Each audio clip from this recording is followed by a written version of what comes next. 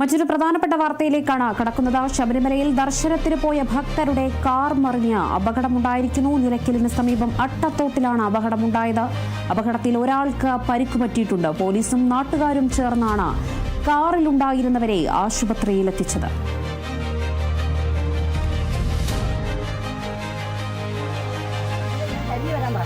മൊത്തം പാറക്കെട്ടും കല്ലും ഉരുളുരുന്ന് കിടക്കുന്നതല്ല.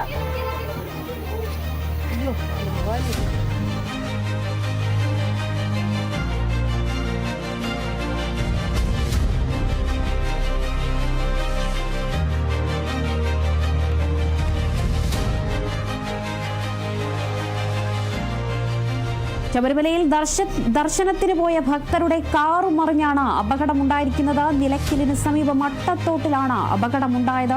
അപകടത്തിൽ ഒരാൾക്ക് പരുക്ക് പറ്റി എന്നൊരു വിവരം കൂടി ലഭിക്കുന്നുണ്ട്. അതിന്റെ ദൃശ്യങ്ങളാണ് ഇപ്പോൾ പ്രേക്ഷകർ കാണുന്നത്.